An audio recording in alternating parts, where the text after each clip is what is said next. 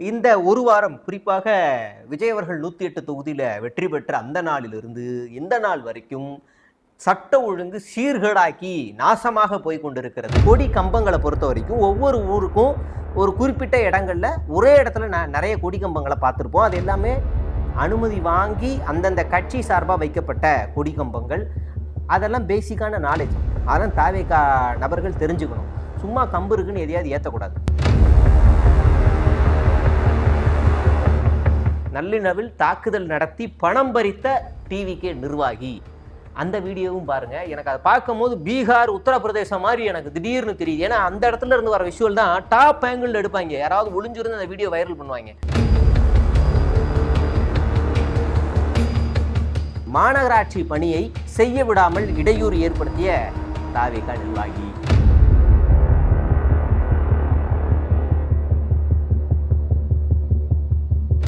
ஒரு பக்கம் இருந்தாலும் ஆர்எஸ்எஸ் கொடி ஏற்றி இறக்கிட்டு ஆர்எஸ்எஸ் கொடி கம்பத்தில் தாவேகா கொடி ஏறுதுங்க.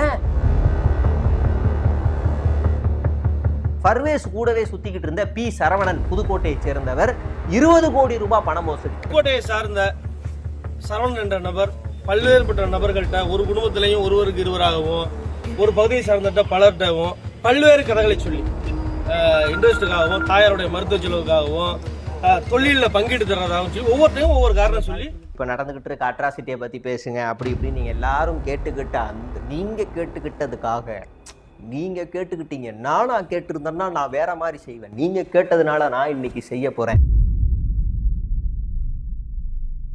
வணக்கம். இன்னைக்கு தான் ஆட்டம் ஆரம்பம் இன்னிலிருந்து தான் நினைக்கிறேன் போல இருக்கு. நீங்கள் ஆர்வமாக என்னோட இன்ஸ்டாகிராமில் எல்லா இடத்துலையுமே இப்போ நடந்துக்கிட்டு இருக்க அட்ராசிட்டியை பற்றி பேசுங்க அப்படி இப்படி நீங்கள் எல்லாரும் கேட்டுக்கிட்ட நீங்கள் கேட்டுக்கிட்டதுக்காக நீங்கள் கேட்டுக்கிட்டீங்க. நானும் கேட்டிருந்தேன்னா நான் வேற மாதிரி செய்வேன். நீங்கள் கேட்டதுனால நான் இன்னைக்கு செய்ய போகிறேன் அப்படிங்கிறதுக்காக இந்த ஒரு வாரம் குறிப்பாக விஜய் அவர்கள் 108 தொகுதியில் வெற்றி பெற்ற அந்த நாளிலிருந்து இந்த நாள் வரைக்கும் சட்ட ஒழுங்கு சீர்கேடாக்கி நாசமாக போய் கொண்டிருக்கிறது அப்படின்னு தகவல் வந்திருக்கு. என்னடா கலைஞர் டிவி நியூஸ் கார்டான்னு சொல்லாதீங்க, பல நியூஸ் கார்டை நம்ம இன்னைக்கு எடுத்துகிட்டு வந்திருக்கிறோம். எல்லாத்தையுமே பார்க்க போகிறோம். அதை தான் இன்றைக்கி உங்களுக்கு நான் சொல்ல போகிறேன். சட்ட ஒழுங்கு மக்களுக்கு இடையூறு செய்யக்கூடிய, அச்சுறுத்தல்கள் ஏற்படுத்தக்கூடிய ரவுடிசம், பண மோசடி, பாலியல், இப்படி பல குற்றங்கள் தமிழ்நாட்டில் கடந்த ஒரு வாரமாக நடந்து கொண்டிருக்கிறது. என்னடா வெண்ண, அங்கே ஒன்று இங்கே ஒன்று, கன்னியாகுமரியில் ஒன்று, வடக்க இந்த பக்கம் விழுப்புரத்தில் ஒன்று, சேலத்தில் ஒன்று நடக்கிறதுலாம் நீ எங்கள் மேலே தலை கட்டுவியாடா? நாங்கள் ஆட்சிக்கு வந்தே ஒரு வாரம் தான்டா ஆகுது அப்படின்னு நீங்கள் கேட்டிங்க அப்படின்னா கரெக்டு. நீங்கள் ஆட்சிக்கு வந்த ஒரு வாரத்தில் இந்த குற்ற சம்பவங்கள், நான் இப்போ பேச போகிற எல்லா குற்ற சம்பவங்களும் செய்தது தாவேகா நிர்வாகிகள், தாவேகா உறுப்பினர்கள். அதை தான் நம்ம இன்னைக்கு பார்க்க போகிறோம். குறிப்பாக கொடி கம்பங்களை பொறுத்த வரைக்கும் ஒவ்வொரு ஊருக்கும் ஒரு குறிப்பிட்ட இடங்கள்ல ஒரே இடத்துல நிறைய கொடி கம்பங்களை பார்த்துருப்போம். அது எல்லாமே அனுமதி வாங்கி அந்தந்த கட்சி சார்பாக வைக்கப்பட்ட கொடி கம்பங்கள். அதெல்லாம் பேசிக்கான நாலேஜ். அதெல்லாம் தாவேகா நபர்கள் தெரிஞ்சுக்கணும். சும்மா கம்பு இருக்குன்னு எதையாவது ஏற்றக்கூடாது. புரியுதுங்களா? கட்சி கொடியில் தேசிய கொடி ஏற்றக்கூடாது. அது மாதிரி நிறைய விதிமுறைகள் இருக்குது. இன்னொரு கட்சி கொடியில் கம்பத்தில் உங்கள் கொடி ஏற்றக்கூடாதுன்னு. ஒரு இடத்துல திமுக கொடி கம்பத்தில் தாவேகா கொடி ஏற்றுறாங்க. அங்கே திமுக போராட்டம் நடத்துது. இது யாரும் தெரிஞ்சது அவங்களால கொடிக்க முடியாது. இல்லை நீங்கள் ஏதாச்சும் நடவடிக்கை கண்டிக்கின்றோம் கண்டிக்கின்றோம் கண்டிக்கின்றோம் கண்டிக்கின்றோம் கண்டிக்கின்றோம் கண்டிக்கின்றோம் கண்டிக்கின்றோம் கண்டிக்கின்றோம் தாவேகா கட்சியை கண்டிக்கின்றோம் கட்சியை கண்டிக்கின்றோம். இது ஒரு பக்கம் இருந்தாலும் ஆர்எஸ்எஸ் கொடி ஏற்றி இறக்கிட்டு ஆர்எஸ்எஸ் கொடி கம்பத்தில் தாவேகா கொடி ஏறுதுங்க. என்னடா வதந்தி பரப்புறியா, உன் ஐடியை முடக்கிறேன் இருறா அப்படின்னு நீங்கள் சொல்லாதீங்க. நான் வீடியோ ப்ரூஃபை காட்டுறேன், பாருங்க.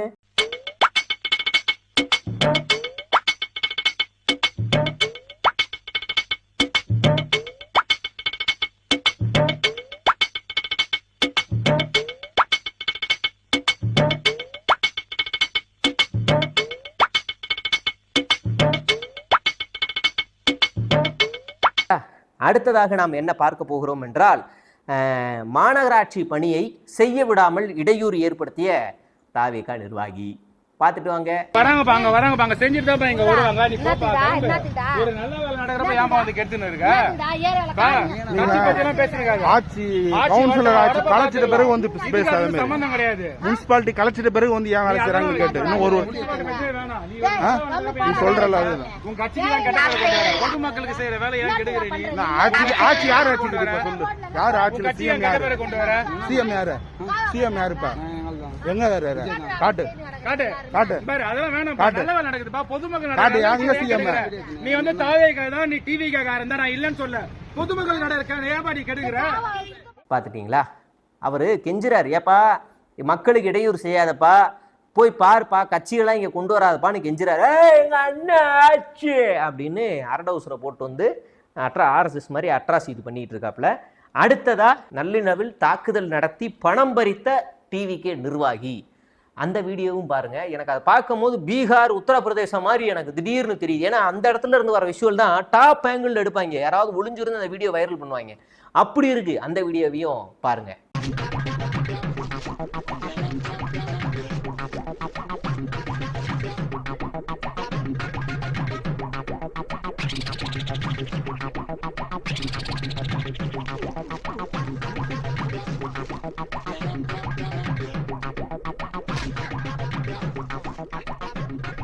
அடுத்ததாக நம்ம பார்க்க போகிறது என்ன அப்படின்னா, பேருந்து, அதாவது பாரிஸ்ல இருந்து பெரும்பாக்கம் போய்கிட்டு இருக்கிற பேருந்தில், மகளிர் பேருந்தில், சிறப்பு மகளிர் விடியல் பேருந்தில் தாவேகா நிர்வாகி பெரும்பாக்கம் என்னடா முருகிற அப்படின்னு குடிபோதையில் அட்ராசிட்டி செய்த நபர். அது இன்னைக்கு வந்து பெரிய பரபரப்பு. அந்த பேருந்தில் பயணம் பண்ண மக்களுக்கு மிகப்பெரிய ஒரு இடையூறை அந்த நபர் ஏற்படுத்தி ஒரு பெரிய பிரச்சனையவே அந்த ஆளு கொடுத்துருக்காரு அப்படின்னு நம்மளால தெரியுது.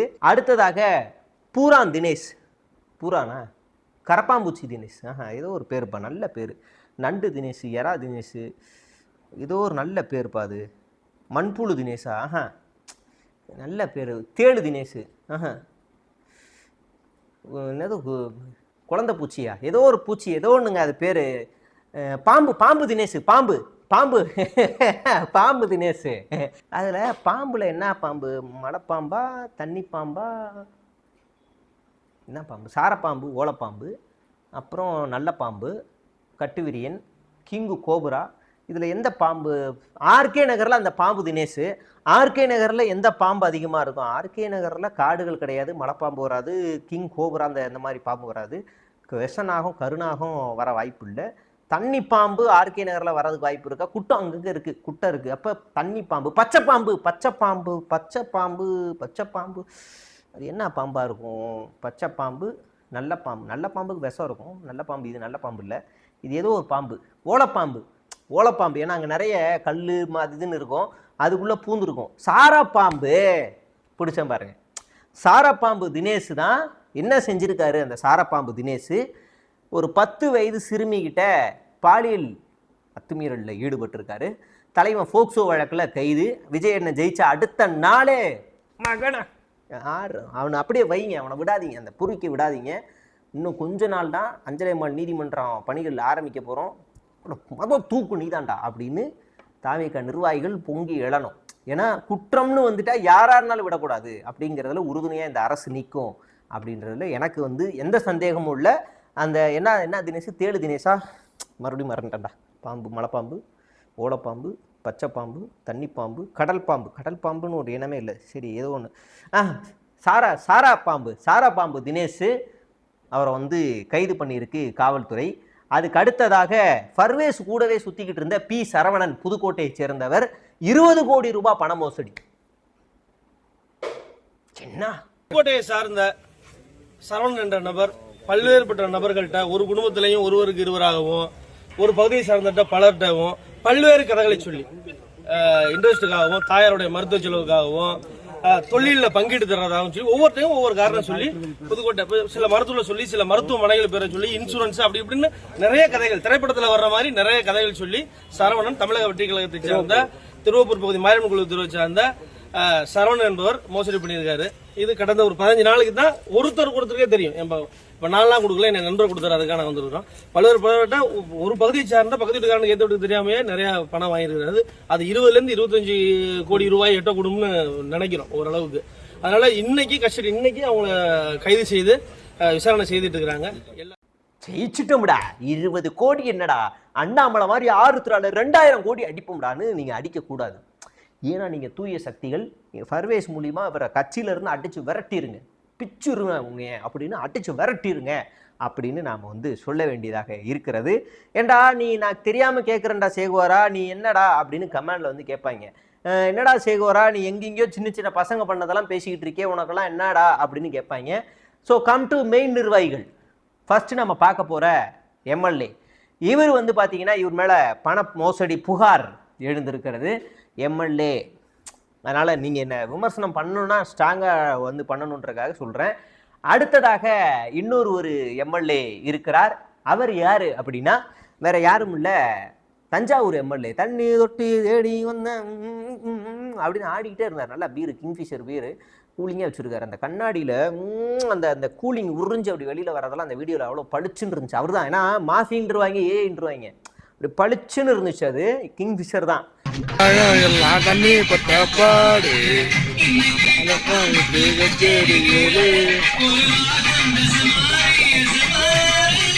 இந்த பீரை போட்டுக்கிட்டு நல்லா குத்து குடிக்கிறது தனிப்பட்ட விருப்பம், அதெல்லாம் ஓகே, அது அவங்கவுங்க இது. அந்த வீடியோவாக எடுக்கிற அளவுக்கு போதை ஏறி போயிருக்கு நம்ம எம்எல்ஏக்கு. அதுதான் சங்கடமாக இருக்குது. அதில் ஒரு கொடுமை என்னன்னா, அந்த வீடியோ எடுக்கிற என்ன மாவட்டம் தலைமைக்கு அனுப்புவா அப்படின்ன உடனே அந்த தலைமை, அந்த மாவட்டம் என்ன சொல்கிறாருன்னா, அந்த தஞ்சாவூர் எம்எல்ஏ தலைமையா அவன் கிடக்குறான்டா என் அப்படின்னு. நான் கெட்ட வார்த்தை பேசக்கூடிய ஆளுன்னு உங்களுக்கு ஏற்கனவே தெரியும். அதனால் நான் அதை நிறுத்திடுவேன், பீப் போட்டுருவேன். அதனால் நானே ஓனாக பீப் போட்டுருவேன். அதனால் அப்படி ஒரு எம்எல்ஏவை நம்ம வந்து தேர்ந்தெடுத்துருக்கோன்றதில் சந்தோஷமாக இருக்குது. அடுத்து நம்ம என்ன பார்க்க போகிறோம் அப்படின்னா, ஆடு நடு ரோட்டில் ஆட்டை போட்டு வெட்டி கொண்டாட்டம்ன்ற பேரில், ஆஹா பீட்டா அமைப்பு, நீங்கள் தூங்கிக்கிட்டு இருக்கீங்களா, என்ன நினச்சிக்கிட்டு இருக்கீங்க, கண்ட கண்ட கருமத்துக்குலாம் எந்திரிச்சு வரீங்க, புறா விட்டதுக்கெலாம் வரீங்க, நீங்கள் புறாவில் பெயிண்ட் அடிச்சு வரீங்க, ஆட்டையை கொண்டுருக்காங்க, என்ன நீங்கள் பீட்டா சீக்கிரம் வரட்டா அப்படின்னு வர வைக்க வேண்டிய கடமையில் இன்றைக்கி தமிழ்நாட்டு மக்கள் முன்னேறி கொண்டு இருக்கிறார்கள். அடுத்த செய்திகள் நாம் வாசிக்க போகிறோம். அது என்ன அப்படின்னா, ஜெயிச்ச கொண்டாட்டத்தில் மலையிலேயே கார் எடுத்துகிட்டு போய் வீலிங் பண்ணுறது, ஆட்டோவை கொண்டு போய் ஆன்டி அப்படின்னு அது மாதிரி பண்ணுறது. ஒரு கட்டத்துக்கு மேலே மாட்டுக்கே தாவேக்கா அடிச்சு விட்டாங்க. அந்த மாடு இப்படி பார்த்துட்டு அதுவே அதோட உடம்பை பார்த்து டிஸ்கஸ்டிங் அப்படின்னு அதுவே கத்துற நிலைமைக்கு அடிக்கி விட்ருக்காங்க. ஒரு பக்கம் பட்டாசை கொளுத்துறன்னு சொல்லி டிராஃபிக் ஜாம் ஆக்கி விட்டுருக்காங்க.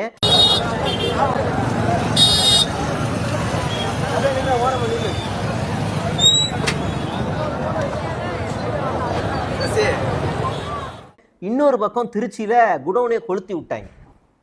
குடோனேக்குள்ளே போங்கடா தாமக்கா வென்றுடுச்சுடா அப்படின்னு கொளுத்தி விட்டுருக்காங்க. இன்னும் என்னென்னலாம் நடக்க போகுதுன்னு தெரியல.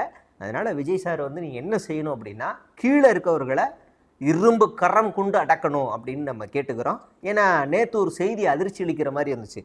தமிழக சட்டமன்றத்தில் அதிக குற்றம், அதுவும் அதிதீவிர குற்றமுடையவர்கள்லாம் ஆட்சிக்கு இது எம்எல்ஏவாயிருக்காங்க அப்படின்னு இருந்துச்சு.